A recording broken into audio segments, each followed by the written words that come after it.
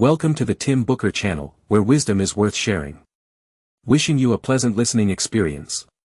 Today, we're going to delve into The Good Life, with the subtitle, Lessons from the World's Longest Scientific Study of Happiness. This book takes on quite an ambitious question, one of those perennial inquiries that never seem to have a definitive answer. The question it explores is, how can one lead a fulfilling life?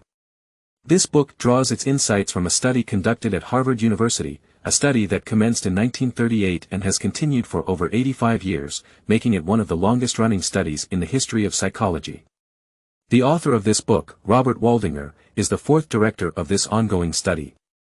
Initially, 724 individuals were part of this study, and over the years, it expanded to include over 1,300 of their descendants. Notably, even former U.S. President John F. Kennedy was among the participants when he was a student at Harvard. Over the course of 85 years, Harvard researchers have diligently tracked the lives of these participants, conducting regular interviews and gathering data on their physical and mental health, careers, marriages, families, friendships, and more, providing a comprehensive record of their entire lives. The study's ultimate goal is to answer one crucial question: what factors contribute most to a person's lifelong happiness and well-being, even impacting their health and longevity? The answer, as revealed by this research, is not wealth, fame, or achievements. Instead, it is the interpersonal relationships that permeate our daily lives. This includes friendships, family relationships, and intimate connections.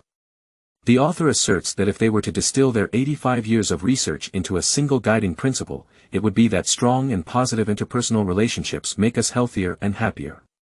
Of course, this book goes beyond a simple conclusion. Building a warm network of interpersonal relationships is not an overnight endeavor but rather a gradual process that results from our daily actions and choices. Within the pages of this book, readers will find practical methods for reflection and improvement of their own interpersonal networks, based on the knowledge accumulated by Harvard researchers over the years.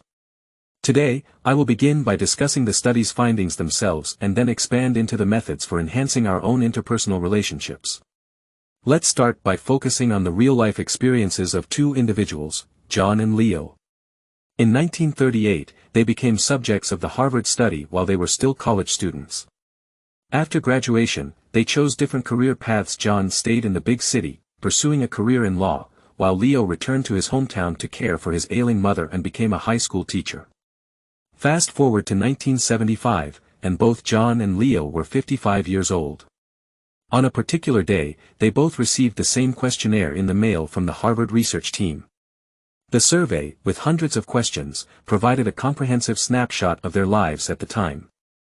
In terms of material wealth, John was considerably more prosperous, earning an annual income of $52,000 as a successful lawyer, while Leo, still a high school teacher, earned $18,000 per year. However, their levels of happiness had reversed. John, the lawyer, found himself experiencing more misery than joy and often felt a longing for emotional fulfillment. On the other hand, Leo, the teacher, led a generally content and happy life. It wasn't because John's high-stress job in the big city led to his unhappiness, and Leo's life was more relaxed. In fact, Leo's teaching job was also demanding, and he had the added pressure of supporting his 4 daughters. So, what caused this significant disparity in their happiness?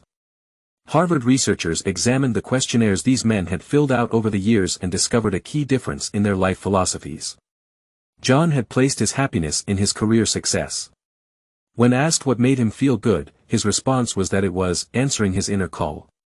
Although John had initially become a lawyer to help others, he increasingly pursued cases that would bring him greater personal achievement, often distancing himself from his family. In contrast, Leo found joy in his social network. In surveys and interviews, he frequently mentioned his family and friends. He believed his work was meaningful because it benefited others, making him happy. When asked what made him feel good, his response was, feeling that no matter what happened, my family loved me. John and Leo represented a typical contrast in the study. John was highly successful but rarely happy, while Leo, despite his ordinary economic circumstances, was one of the happiest individuals in the study. The findings from John and Leo's experiences were not unique. According to statistical analyses by the researchers, participant satisfaction with their interpersonal relationships was strongly correlated with their overall happiness throughout their lives. Additionally, in 2008, the research team conducted a series of special interviews with participants who were at least 80 years old at the time. Over 8 consecutive nights, they called these elderly individuals to understand their current life situations and emotional well-being. One of the questions asked was how much time they spent with their spouse or friends each day. The results indicated that the time these seniors spent with others had a strong impact on their happiness. On days when they had more companionship, they reported greater happiness. Specifically, the more time they spent with their partners, the higher their reported happiness. Furthermore, those who were more satisfied with their current marital relationships experienced less emotional decline when dealing with illness. Although these findings may seem simple, they carry profound implications. Both individual case studies and overall statistics from the Harvard team converge on a consistent conclusion: the frequency and quality of our connections with others are the primary predictors of happiness. Moreover, the influence of interpersonal relationships on a good life extends beyond just happiness. The research also shows that people with stronger social connections have a lower risk of death at any age. Here, let's not limit our focus to the Harvard study. Let's take a look at an influential paper published in the journal Science. This paper examined individuals from 5 different locations worldwide, including African American women from the American South and Caucasian men from the icy lakesides of Finland, to diversify the sample. They observed the life trajectories of these individuals for several decades and found a consistent conclusion: regardless of race, region, or gender, those with closer connections to others in their respective groups had a lower risk of death in any given year. Over 20 years after this study, a larger-scale research project was conducted, encompassing participants from various countries worldwide, with over 300,000 individuals involved. The results revealed a similar finding: strong social connections contribute to longer life. This study was completed in 2010. Currently, based on the statistical analyses conducted by the Harvard research team, data from hundreds of studies show that the impact of interpersonal relationships on our happiness and health is a universal phenomenon, transcending nationalities, races, genders, and ethnicities. The underlying reason is not overly complex because our physical and mental well-being are interconnected. The emotional stimuli we receive from our relationships affect our entire mind-body system. Sometimes the impact is subtle, at other times profound. It can be positive or negative. These changes create a feedback loop where our psychology affects our physical health, which, in turn, influences our mental state, and the cycle continues. From the moment we are born, we seek close connections with others, whether they are physical or emotional. The solace we receive from others helps us regain equilibrium in our body and mind. You may have heard of a study suggesting that holding a loved one's hand during medical procedures has an effect similar to mild sedatives, not only calming but also reducing pain. In fact, holding the hand of a friend or even an acquaintance can have a similar effect. Moreover, research indicates that simply thinking about someone important to us triggers the release of hormones and other chemicals, which flow through our bloodstream, affecting our heart, brain, and various other bodily systems. These effects may last a lifetime. According to data from the Harvard study, marital satisfaction at age 50 is a better predictor of a person's physical health in later years than cholesterol levels. Therefore, this book suggests that if you could make only one choice in life to ensure your health and happiness, science tells us that you should choose to build warm interpersonal relationships in various forms, including friendships, colleagues, family, and romantic relationships. This isn't something that happens overnight. It is a gradual process that unfolds through daily actions, second by second, year after year. So, what follows is a discussion of how to build a warm and continuously energizing social network for yourself, which the book terms improving your social health. However, this is not an easy task. First, assessing your social health isn't as straightforward as evaluating physical health, which can be done by looking in a mirror, stepping on a scale, or examining medical reports. Evaluating your social health requires more introspection. The book offers a tool called the Social Universe Coordinate System. I've included a diagram of this system in the document. This coordinate system is quite simple. The horizontal axis represents how frequently you meet with a person, with less frequent meetings to the left and more frequent meetings to the right. The vertical axis represents your emotional experience with that person, with inspiration at the top and drain at the bottom. Inspirational relationships fill you with vitality, a sense of connection, and belonging, while draining relationships leave you feeling discouraged or anxious, not easing your sense of loneliness. After creating this coordinate system, you can mentally map the people in your social universe.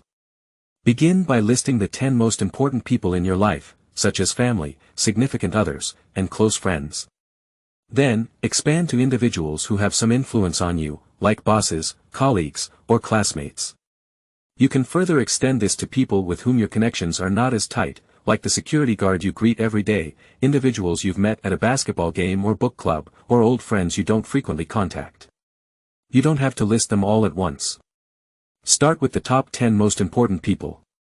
After organizing the list, place these individuals on the coordinate system you've created. For instance, a close friend with whom you frequently interact might be found in the top right quadrant, representing a relationship that is both inspirational and frequent. Similarly, your mother might be inspirational but less frequent, and so on. Once you've mapped these people, take a moment to reflect on their positions in your social universe. Consider whether their current locations match your desires. For example, if someone inspires you but you meet them infrequently, you may want to increase your interactions. If someone is a drain but is important to you, you might aim to transform that relationship into an inspirational one through effort. If you know where you want a relationship to move, draw an arrow from the person's current position to where you'd like them to be.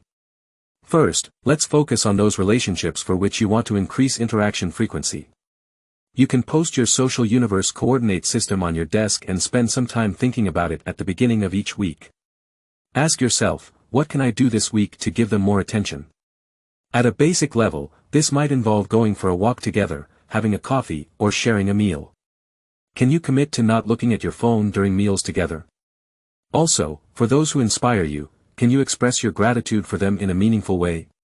Are there new activities you can engage in together to infuse more vitality into the relationship?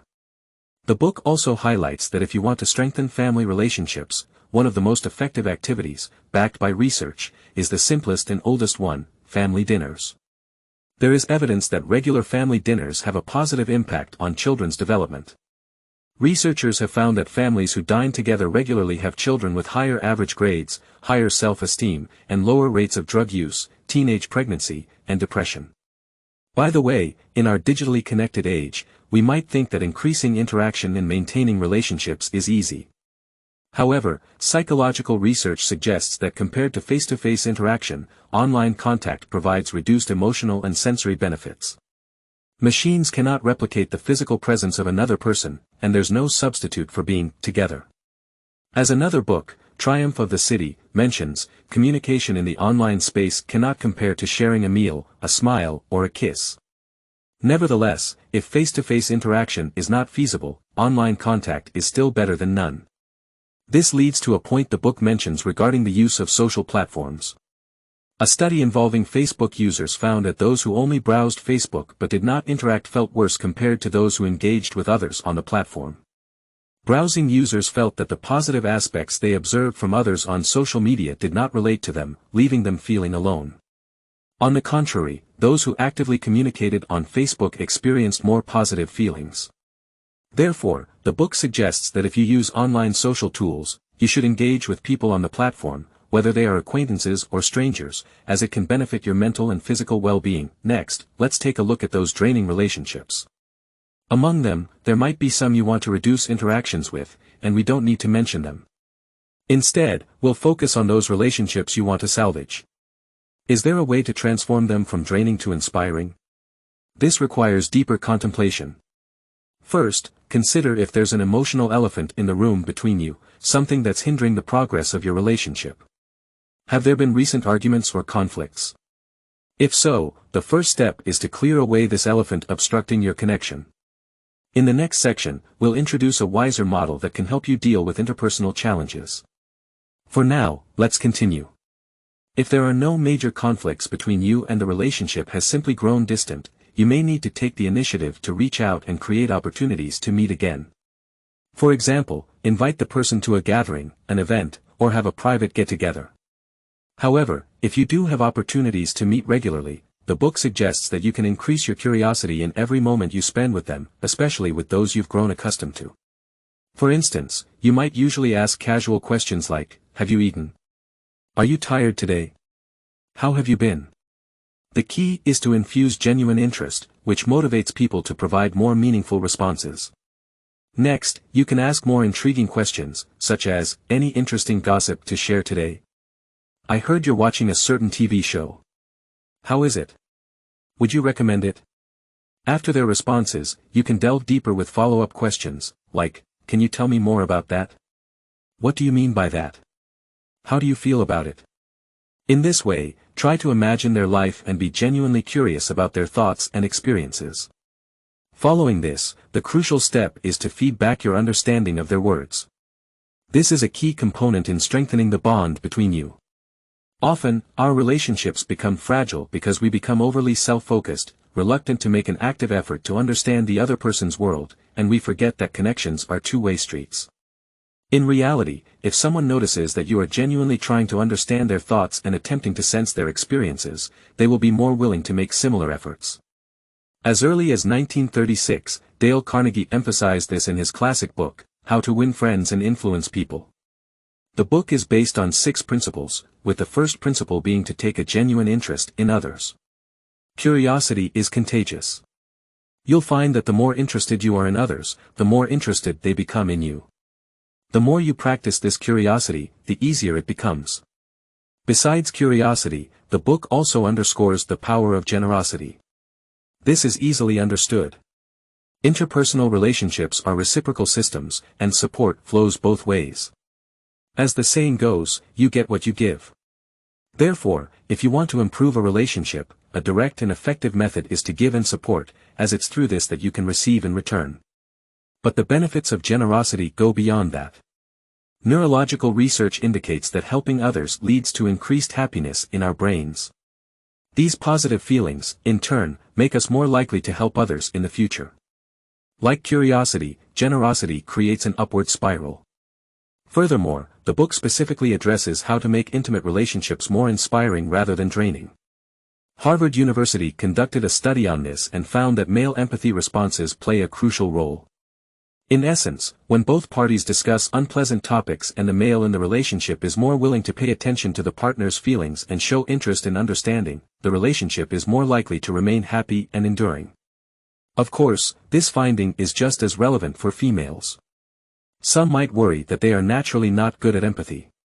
The good news is that the Harvard research team also discovered that as long as you make an effort to empathize, and your partner senses this effort, similar positive effects can be achieved.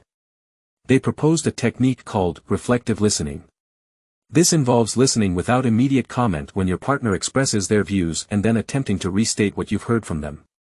For example, you could say, I understand your point, so you mean this and that, right? If they confirm, you can continue by saying, it makes sense, but can you tell me more about it? How do you feel about that? By practicing these techniques, you can shift your focus from a draining relationship to an inspiring one. At this point, you might have realized that whether it's reflective listening, increasing curiosity, or enhancing interaction frequency, what we are essentially doing is investing more attention in those individuals we find worthwhile. Life can slip by unnoticed, and if you feel that days, months, and years pass too quickly, then focusing your attention on the right people and activities can be a remedy. As the author says, attention is our most precious asset. Deciding how to invest your attention is one of the most important choices you can make. The good news is that you can make this decision right now, in this moment, at every moment in your life. Starting from now, pay attention to your current position and where you want to go, focus on specific relationships in your social universe and the direction in which you want them to develop. These are the starting points for our actions. So, we've discussed how to use the social universe coordinate system to reflect on and improve your social health. However, you may recall that we skipped a section earlier, which deals with addressing challenges in interpersonal relationships, such as conflicts, disagreements, and arguments. Now, let's dive into that topic. Many people instinctively choose to avoid or believe that time will heal all when facing challenges in a relationship. However, numerous studies suggest that this approach not only fails to resolve the problem but can make it worse. The initial issue may persist and lead to various other problems. The Harvard research team conducted a lifetime study on this topic, discovering that the negative effects of avoidance continue to impact a person throughout their life.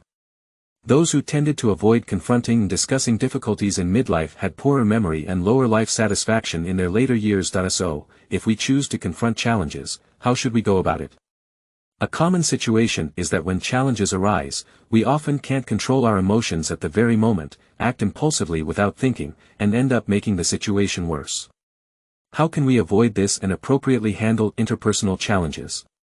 The book provides us with a tool called the WISER model. Its name consists of 5 letters, WISER, with each letter representing a step. These 5 steps can be used not only to address challenges encountered in interacting with others but also to deal with various other situations that can cause significant emotional fluctuations, such as sudden stress, unexpected events, and setbacks. To explain, let's assume an interpersonal challenge scenario. This is a situation that the Harvard research team often hears participants complain about, dealing with a relative who loves to meddle in your life. Let's say you have a 15-year-old daughter named Xiaoji. She used to be well-behaved, but in the past year, she has become rebellious, frequently arguing with her elders, and her grades have been declining. You've tried to educate her, but it doesn't seem to work. Once, you took Xiaoji to your parents' house, where your sister was also present. During dinner, your sister noticed Xiaoji playing with her phone and suddenly said, "Xiaoji, stop playing with your phone, you'll become dumb if you keep playing." Do you know? Scientists have proven it. She then turned to you and said, "I know why her grades are dropping, it's because she's always on her phone. You should confiscate her phone. My daughter doesn't even have her phone these days." Many participants in Harvard research have said that when they face such situations, hearing relatives interfere in their lives, they get frustrated. Their responses are either to hold back their anger, make vague replies, or become impatient and say, "Okay, I'll take care of it, you don't need to get involved." Some might even push back and say, "You should mind your own children." However, these reactions either make you feel uncomfortable or make the other person uncomfortable, serving as obstacles in your relationship. How can the WISER model be used to handle such situations? First, the first step, W stands for watch, which means to observe. You can restrain yourself, not respond immediately, or just smile uncertainly and observe your current emotions. Are you feeling angry, ashamed, or perhaps your blood is boiling, and your heart is racing? Observing your emotions from an objective perspective helps you temporarily disengage from your emotions, making it less likely for your immediate emotions to overpower and control you. Psychologists call this self-combing. Observation also includes watching the other person. This might not be something you can do right away, but when the opportunity arises, gather more information about the other person's current situation. For example, during a conversation with your mother, casually ask about your sister's recent situation. You might learn that she has been having conflicts with her husband recently, leading to confrontational conversations. Or perhaps, her child is under a lot of academic pressure, and she is anxious too. These observations are made to facilitate the next step, interpretation. On one hand, it's about interpreting the motives behind what the other person said or did. For instance, is she genuinely concerned about Xiaoji, or is she just trying to assert her authority as the elder sister? Or did she just make a thoughtless remark, bringing her anxiety from her home into this situation? On the other hand, we also need to interpret the reasons behind our own emotional responses. Are you feeling that she's interfering and, therefore, you're angry? Or do you recognize that she has a point, but you don't want to admit it? Or do you feel embarrassed because she's making these comments in front of the family? The purpose of interpretation is to help us look beyond our initial feelings, think about the situation from different angles, and remind ourselves of what we might have overlooked. Let's say through interpretation, you understand that you're feeling angry because you feel somewhat embarrassed and you know your sister has a point, but you don't want to admit it. Additionally, you feel like your sister made these comments without much thought. Now, you can proceed to the next step, which is choosing. In this step, you need to decide how to act. In the choice phase, you need to clarify 2 things, your goal and your resources. In other words, what do you want to achieve, and how can you achieve it? For instance, from the perspective of your relationship with your sister, you feel that, overall, your relationship is still inspiring. Your goal is to maintain or strengthen the relationship between the two of you. Simultaneously, you don't want such unpleasant incidents to repeat. Your resources are that your relationship with your sister has generally been good. You can have open conversations, and you'll have a chance to be alone while cleaning the kitchen. So, your chosen strategy might be to bring up your sister's advice when you are cleaning the kitchen together. You can acknowledge that there's some truth in what she said, but you find it challenging to implement. Ask her how she handled a similar situation specifically. Afterward, you can tell her that it might not be a good idea to confiscate Xiaoji's phone in front of everyone, as it might make Xiaoji feel uncomfortable and more resistant to her elders. Suggest that you could communicate about this privately in the future. The next step, the fourth step, is to implement, which means finding the right time to turn your strategy into action. We won't go into this step in detail. Finally, the last step is reflection. It's about taking time to assess the results of the situation. After this incident, has your relationship improved, or has it worsened? Did your emotions affect your thinking? Is there anything you can improve about your approach? Here, we've completed all the steps of the wiser model. Some people might feel that these 5 steps are extensive and the list of questions is long. However, don't be intimidated by them. These questions are meant to be considered when you are unsure. In regular situations, as long as you understand the core meanings of these 5 steps, you can effectively use this model. For instance, if you discover that someone you previously helped is speaking ill of you to others, you might feel very angry and want to confront them immediately. In such cases, try to pause and apply the wiser model. First, observe that you are currently very angry. Interpret the reasons behind your emotions. Perhaps you feel this person is ungrateful. Then, move on to choosing your goal. If your goal is to end your relationship with this person, then you can confront them right away and announce that you will no longer be in touch. Alternatively, you might realize that confronting them won't be productive, and it's better to simply stop contacting them from now on. If you understand that you still need this relationship, as there might be potential future benefits, your strategy could be to pretend that you are unaware but remain cautious in your dealings with this person. You'll find that the fundamental purpose of using the wiser model is to help you step out of the whirlpool of impulsive emotions, reduce your aggression, slow down your decision-making process, and make it more likely for situations to develop in the direction you genuinely desire. Scientists have discovered that this model can be applied not only to address interpersonal challenges but also to various life situations involving emotional turbulence and action decisions. Alright, the following is the key content from this book that I'd like to share with you. This book presents the findings of an 85-year-long study.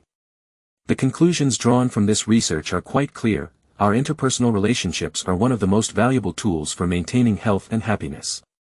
It is because of this that investing time and effort into social health becomes crucial. This isn't just an investment in our current lives, but it will also impact various aspects of our future. Today, more than 80 years later, we might view this conclusion with a sense of ease. However, the members of the Harvard research team admit that they often feel a sense of nostalgia. Among the first-generation participants, 84% of them were involved in the study throughout their lives. Some had lived happy lives, while others struggled with pain. However, many of the most significant findings of this study emerged after the participants had already lived more than half of their lives. Consequently, they couldn't benefit much from their lifelong involvement in the research. But if those lonely and suffering souls had understood these things earlier, perhaps their lives would have been different. This is also the reason why the Harvard research team wrote this book, to share with us things they can no longer share with the study participants. They want to remind us that the things that truly make us feel happy and fulfilled have always been around us. These things are neither expensive nor scarce, they accumulate in the everyday decisions we make. Regardless of where you live, which life stage you are in, whether you are introverted or extroverted, everyone can make positive changes in their lives. Finally, I'd like to convey a suggestion from the end of the book. Now, think of someone who is very important to you. Consider what they mean to you. Where would you be without them? Who would you be? Then, think about what you would be grateful for if you never saw them again. At this moment, right now, tell them. Congratulations, you've finished another book. Thank you for your support and attention. Please subscribe to the Tim Booker channel, like, and share it with your family and friends. Wisdom is worth spreading, opening the way to a beautiful future. Thank you, and goodbye.